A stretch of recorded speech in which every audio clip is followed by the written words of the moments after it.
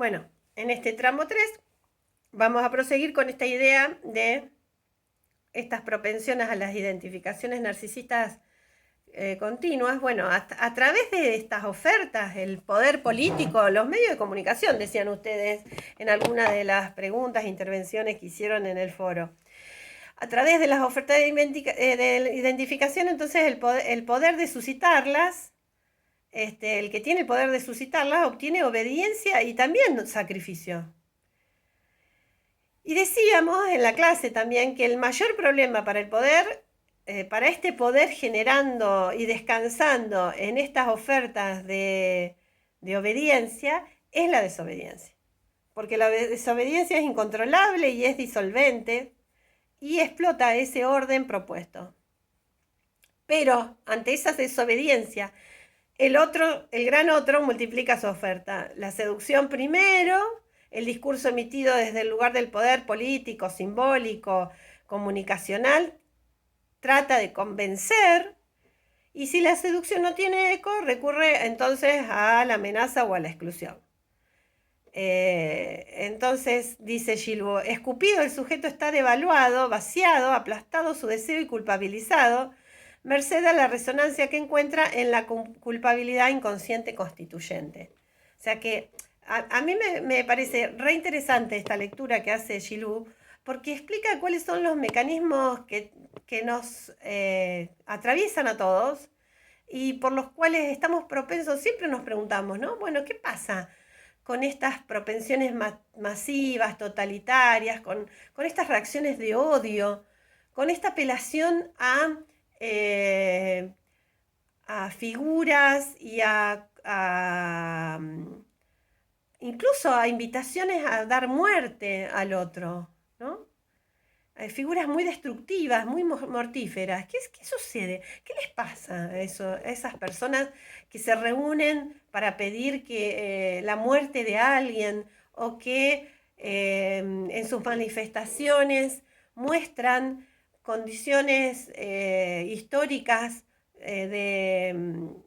mutilación de cuerpos, de desapariciones, por ejemplo, reactualizándolas en una representación que apela a cuestiones muy dolorosas, muy traumáticas de nuestra comunidad, de nuestra sociedad, representaciones que han sido, que aún hoy tienen efectos muy traumáticos en el lazo con los otros. ¿Qué pasa con eso, no? Bueno, hay una cuestión que tiene que ver con que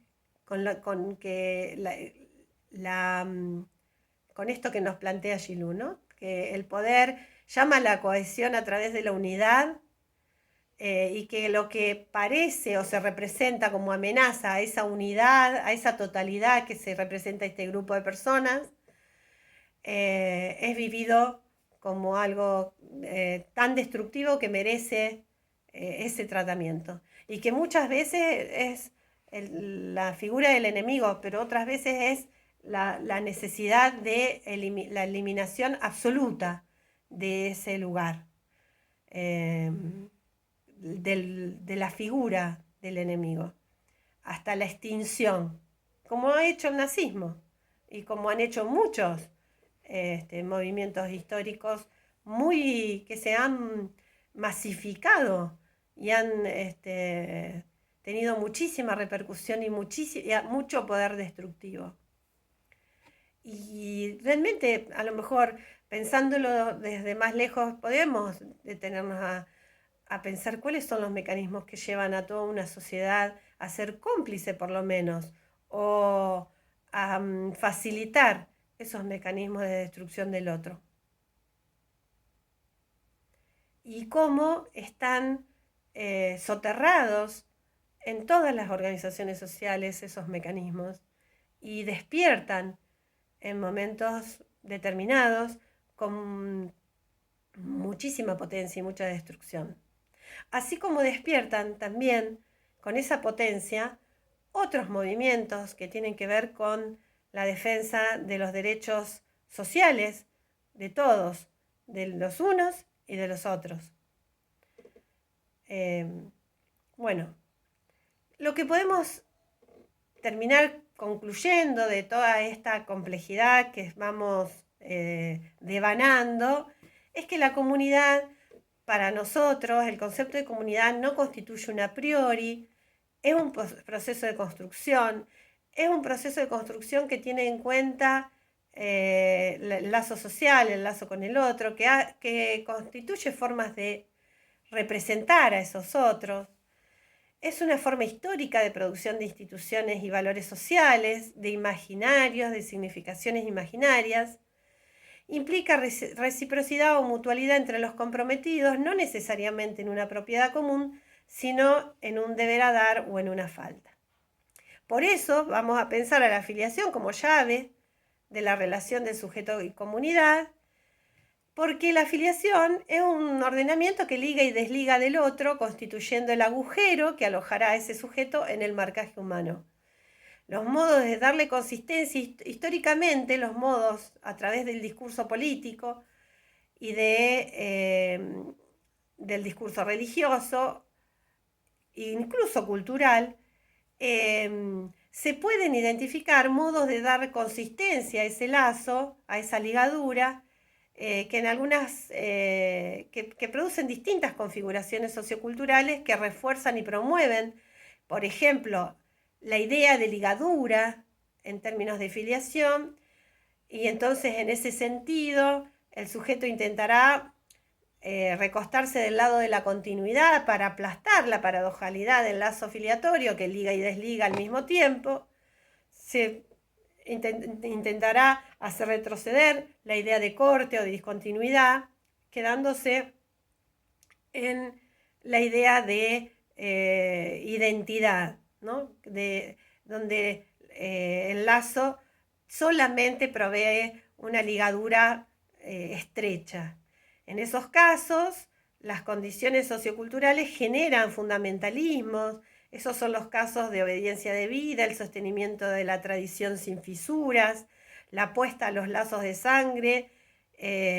por sobre todas las cuestiones. Las sociedades más fundamentalistas y tradicionales se sostienen en esta idea, en este lazo de continuidad. Por otra parte, como forma también de respuesta sociocultural a esta paradojalidad que provee el lazo filiatorio, va a estar la idea que decíamos de autoengendramiento, de autofundación, como un intento de suprimir la paradoja de la filiación y asegurar a rajatabla la no ligadura, la no deuda con el otro, que es algo que me parece está muy presente en los discursos actuales. Entonces, lo que nosotros vamos a ver es que ese otro social, con esta tendencia a procurar seducir y capturar al sujeto a través del discurso político y religioso, también ese otro social, a través de la política pública, da lugar o no a estas formas de ligadura y desligadura, clasifica y ubica a los individuos y a las personas en relación a sus condiciones de vida, pero también a sus condiciones de lazo social, condiciona y a veces determina sus sostenes o soportes de identidad, como dice Castell. Entonces quiere decir que ese otro social produce ofertas de filiación y entonces eso nos hace imprescindible volver a pensar esos soportes. La transformación que se produce históricamente de representaciones de la alteridad de ese otro y las clasificaciones que los dispositivos y las instituciones y rituales generan en relación a dónde es esperado ese sujeto y cómo es esperado y cómo se lo nombra. A raíz de la lectura que nos provee el concepto de filiación en relación a la dimensión sociohistórica y la producción de actividades, nosotros distinguimos la configuración de la alteridad del otro como enemigo, por ejemplo, en el etnocidio originario, la violencia física y simbólica que transformó radicalmente las formas de representación identitaria de los pueblos originarios. A través de lo que nosotros distinguimos como 4 momentos: el genocidio de las poblaciones nativas, la organización de asistencia y producción de alteridades en la tecnología institucional que se basa en lo patológico, lo anormal, lo irregular, en donde nace el concepto de peligrosidad, que aún hoy subsiste y que si quieren podemos tratar de despejar en el contenido de las leyes penales, de ciertos discursos que focalizan ese concepto de peligrosidad en determinadas poblaciones, aún hoy. El otro momento es el genocidio del Estado terrorista, donde lo que se genera es la desaparición como un atentado traumático al lazo social, pero también la falsificación de filiaciones, en el robo de los bebés, y el neoliberalismo y su condición de desafiliación, y paradojalmente con el neoliberalismo el movimiento por los derechos humanos y la propuesta del paradigma que nosotros estamos tratando de pensar, que tiene que ver con restablecer la condición comunitaria del lazo. En este último momento, el Banco Mundial ha sido el devenido de agencia de desarrollo, sobre todo en los países pobres de América Latina, y es el que plantea una estrategia discursiva que hace eje en la pobreza, la desigualdad y la inseguridad, y ahora en la corrupción, generando condiciones de lazo social y de política pública que aumentan la representación de la amenaza a esa unidad supuesta. Esto lo van a ver en Murillo. Y también la naturalización de la pobreza y la minorización de grandes sectores poblacionales, objeto de políticas sociales muy focalizadas, tuteladas y subsidiadas. No ya entonces con la apelación a la comunidad como autónoma, sino justamente, o como actor, sino justamente como parte de un sistema de desigualación. La lógica del mercado y la globalización también apelan a la comunidad para la autogestión de respuestas a las necesidades, y el sistema de globalización otorga un espacio restringido y autorregulado a las comunidades, disminuyendo los efectos de la posible alteridad que se constituya como respuesta total a la conflictividad social. Esta identidad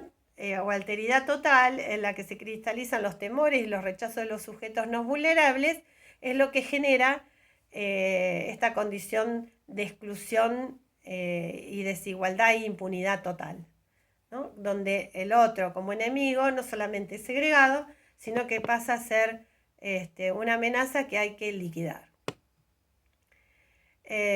Bajo el eufemismo del concepto de globalización, lo que se genera es un olvido de condiciones históricas y de conflictos característicos y emblemáticos de la sociedad, y que, digamos, tienen que ver con la acumulación de la propiedad privada, de la financiarización de la economía y del poder en manos de muy pocos. La ley de salud mental aporta elementos centrales a los procesos de intervención respecto de la adecuación clínica y también a derecho de las condiciones del lazo. La ley de salud mental nos parece un prototipo de esta condición del paradigma de los derechos humanos, como lo estamos leyendo y pensando, y propone el respeto, reconocimiento y participación del punto de vista de las personas, y en todas las intervenciones y en todos los procesos que le conciernen, y en segundo lugar, la necesidad de establecer estrategias con base comunitaria. Es por eso que nosotros pensamos problematizar la formación, la investigación y las políticas atravesadas por estereotipos, prejuicios, estigmas, con implicancias en el plano de la salud mental, y para reconocer cómo aportar desde la representación de la comunidad como constructo, como construcción, como una construcción a darse, para producir salud mental en términos de derechos sociales, de derechos humanos y de reconocimiento del otro como semejante. Por eso pensamos que las condiciones de legalidad no son externas, se inscriben en la trama social con el proceso de intervención y los abordajes que hagamos, el abordaje clínico, que también es político, y el abordaje que nosotros proponemos entonces es el de la perspectiva de derechos humanos con base comunitaria. Bueno, vamos a tratar de pensar cuáles son esas bases comunitarias, cómo se arman, cuáles son las herramientas para armar y también lo que vamos a tratar de pensar juntos es cuáles serían las problemáticas pensadas desde la comunidad construida con estas herramientas, de la comunidad como concepto construido desde estas herramientas. Problematizar y pensar problemáticas comunitarias desde estos constructos, de estos fundamentos conceptuales que tienen que ver con el lazo social, la relación del sujeto con el poder, la relación de filiación que proveen las políticas públicas, la interpelación del Estado y las condiciones de representación, significaciones imaginarias que se producen sociohistóricamente. Bueno,